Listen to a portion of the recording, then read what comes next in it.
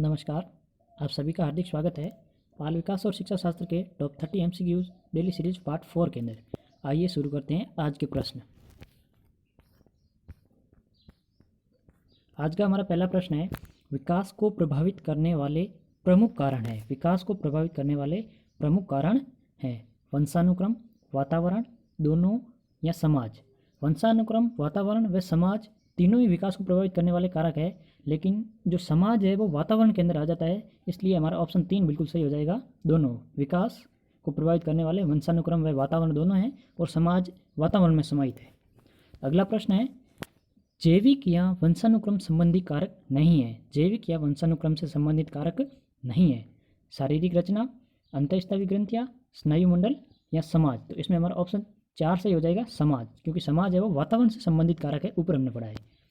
अगला प्रश्न है, विद्यालयी वातावरण के अंतर्गत नहीं आता है अनुचित पाठ्यक्रम, जन्मक्रम, भीड़ भरी कक्षाएं, दोषपूर्ण शिक्षण विद्या। तो इसमें ऑप्शन 2 सही हो जाएगा, जन्मक्रम, क्योंकि यह विद्यालय वातावरण के अंतर्गत न आकर के वंशानुक्रम के अंतर्गत आता है।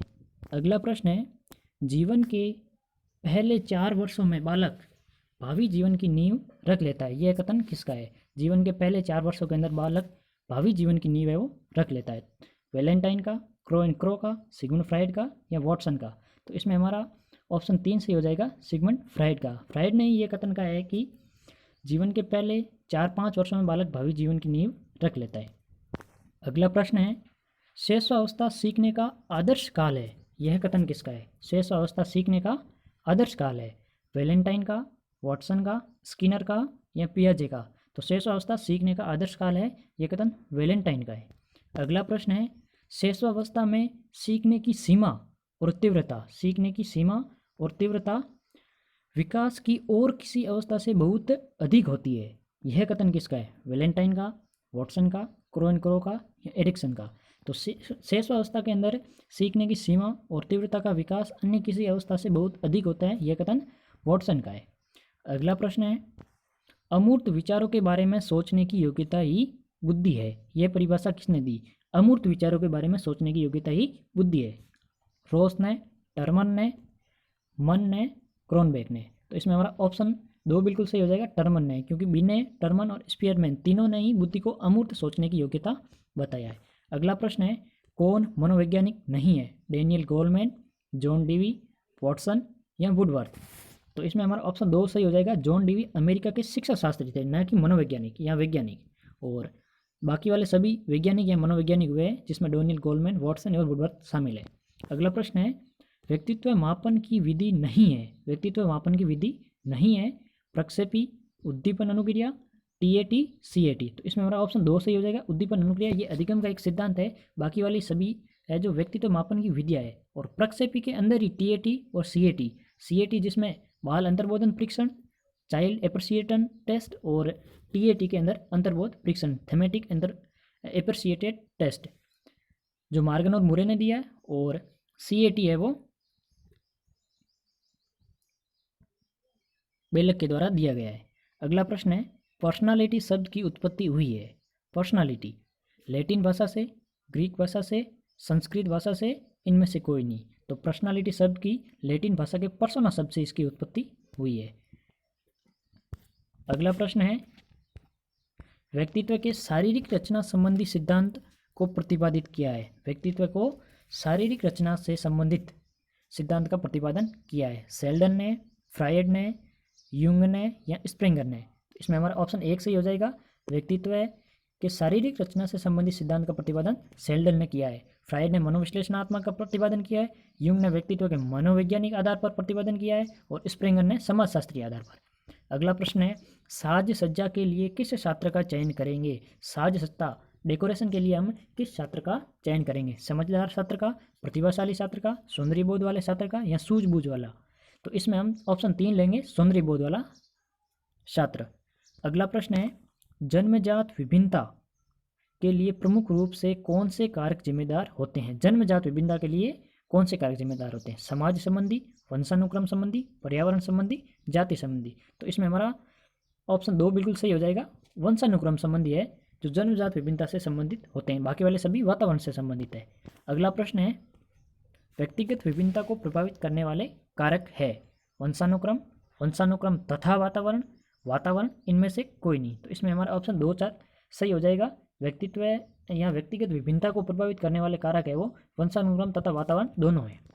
अगला प्रश्न है, व्यक्तित्व का कुसमायोजन प्रकट करता है? झगड़ालू प्रवृत्तियों में, पलायनवादी प्रवृत्तियों में, आक्रमणकारी के रूप में, उपयुक्त सभी। तो व्यक्तित्व का कुसमायोजन है उपयुक्त सभी में प्रकट करता है, जिसमें कुछ व्यक्तियों में झगड़ालू प्रवृत्ति आ जाती है, कुछ पलायनवादी हो जाते हैं, कुछ आक्रमणकारी हो जाते हैं। इस हिसाब से ऑप्शन 4 बिल्कुल सही हो जाएगा। अगला प्रश्न है, निम्न में से कुसमायोजित बालक है?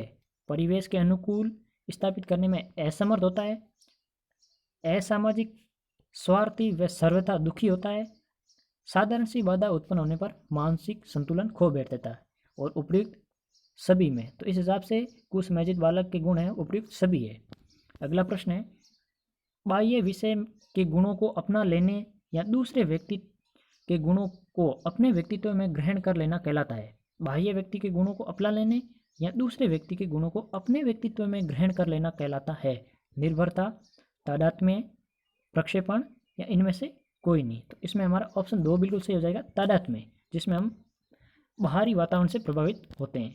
अगला प्रश्न है, समायोजन की प्रक्रिया है गतिशील, समायोजन की प्रक्रिया है गतिशील, स्थिर, स्थापन, इनमें से कोई नहीं। तो समायोजन एक गतिशील प्रक्रिया है। अगला प्रश्न है, गेस्टल्टवादी या गेस्टल्टवादी थे? जर्मनी, चीन, रूसी या फ्रांस? तो इसमें हमारा ऑप्शन 1 सही हो जाएगा। गेस्टल्टवादी है वो जर्मनी देश से संबंधित है, जिसमें कुर्तकोपा, वर्दीमर और कोलर शामिल है। गेस्टल्ट का अर्थ है, अगला प्रश्न है, गेस्टल्ट का अर्थ है पूर्णाकार, संज्ञान, अंतर्दृष्टि या अनुबंध? तो इसमें हमारा ऑप्शन 1 बिल्कुल सही हो जाएगा, पूर्णाकार, क्योंकि गेस्टल्ट सिद्धांत के अनुसार बालक किसी भी विषय वस्तु को एक पूर्ण रूप में, समग्र रूप में ग्रहण करता है, न कि खंडों में बांट करके, इसलिए गेस्टल्ट का अर्थ हो जाएगा पूर्णाकार। अगला प्रश्न है, यदि गणित का अधिगम भौतिकी के अधिगम में सहायक हो तो यह है? यदि गणित का अधिगम है वो भौतिकी के अधिगम करने में सहायक है तो यह होगा शून्य स्थानांतरण, सकारात्मक व नकारात्मक स्थानांतरण, सकारात्मक स्थानांतरण, नकारात्मक स्थानांतरण। यदि अधिगम में एक अधिगम दूसरे अधिगम में सहायक है तो वो हमेशा सकारात्मक अधिगम होता है। हमें पता है कि अधिगम के 3 प्रकार के स्थानांतरण होते हैं, सकारात्मक, नकारात्मक या शून्य। जो एक अधिगम जब दूसरी अवस्था के अंदर सहायक होता है तब सकारात्मक होता है, और एक अधिगम जब दूसरे अधिगम के अंदर बाधा उत्पन्न करता है उस समय नकारात्मक होगा, और एक अधिगम दूसरे अधिगम करने में किसी भी प्रकार की न तो बाधा उत्पन्न करता है और न ही सहायता करता है तो वो अधिगम का शून्य स्थानांतरण होगा। अगला प्रश्न है, निम्न में से कौन सा कथन अधिगम की प्रक्रिया को उचित ढंग से प्रस्तुत करता है? निम्न में से कौन सा कथन है वो अधिगम को उचित ढंग से प्रस्तुत करता है? व्यवहार में परिवर्तन, सामाजिक व्यवहार में परिवर्तन, कक्षा में अधिगम, संवेदनाओं में परिवर्तन। तो इसमें हमारा ऑप्शन 1 सही हो जाएगा, व्यवहार में परिवर्तन। कभी कभी व्यवहार में परिवर्तन की जगह व्यवहार में अपेक्षाकृत स्थायी परिवर्तन का ऑप्शन भी आता है। सामाजिक व्यवहार से इसका कोई लेना देना नहीं है, क्योंकि सामाजिक अधिगम एक अलग है, कक्षा में अधिगम ये तो औपचारिक अधिगम हो जाएगा, और संवेदनाओं, इमोशन, संवेग अपना अलग विषय। अगला प्रश्न है, अधिगम का संबंध प्रतिक्रिया, अधिगम का संबंध प्रतिक्रिया सिद्धांत निम्न में से किसने प्रतिपादित किया? B.F. स्किनर ने, C.H. हल ने, E.L. थॉर्नडाइक ने, I.P.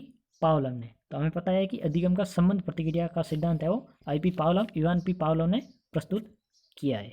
अगला प्रश्न है, गेस्टल्टवाद के प्रतिपादक है स्किनर, वर्दीमर, पावलोव या फ्रायड? गेस्टल्टवाद है, इसके प्रतिपादक होंगे मैक्स वर्दीमर, और इसके 2 सहायक भी थे, कुर्तकोपका और वुल्फगैंग कोहलर।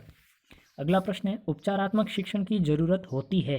उपचारात्मक शिक्षण है उसकी ज़रूरत होती है मंदबुद्धि बच्चों के लिए, पिछड़े बच्चों के लिए, सामान्य बच्चों के लिए, इनमें से सभी के लिए? तो इसमें हमारा ऑप्शन 4 हो जाएगा, इनमें से सभी के लिए, क्योंकि उपचारात्मक शिक्षण वह होता है जब कोई शिक्षक किसी विषय वस्तु को कक्षा में पढ़ाता है, उसके बाद में वो वापस निदानात्मक शिक्षण करता है। उस दौरान ये पता लगाता है कि छात्रों को सीखने में कहाँ पर कठिनाई आई, और उन कठिनाइयों को वापस दूर करने के लिए जो शिक्षण किया जाता है वो उपचारात्मक शिक्षण होता है।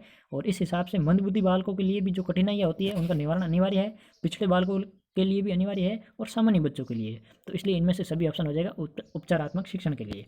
अगला प्रश्न है, निम्न में से कौन सा गुणात्मक परीक्षण नहीं है? निम्न में से कौन सा गुणात्मक परीक्षण नहीं है?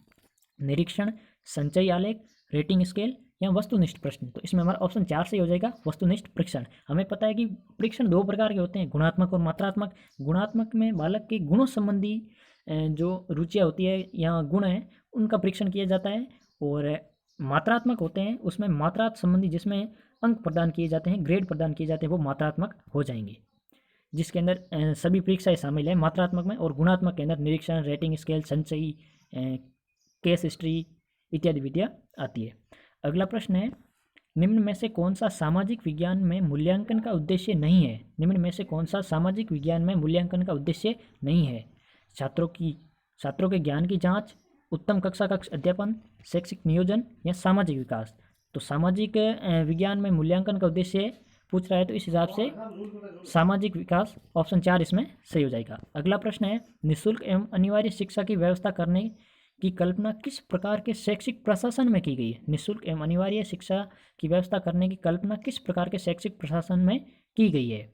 ऑप्शन 1 है प्रजातंत्रात्मक शैक्षिक प्रशासन, आंतरिक शैक्षिक प्रशासन, बाह्य शैक्षिक प्रशासन या इनमें से कोई नहीं। तो इसमें हमारा ऑप्शन 1 सही हो जाएगा, निःशुल्क एवं अनिवार्य शिक्षा की व्यवस्था करने की कल्पना प्रजातंत्रात्मक डेमोक्रेटिव शैक्षिक प्रशासन के दौरान या शैक्षिक प्रशासन में की गई है। अगला प्रश्न है, आरटीई में निम्न में से विशेषता नहीं है। आरटीई की निम्न में से विशेषता नहीं है।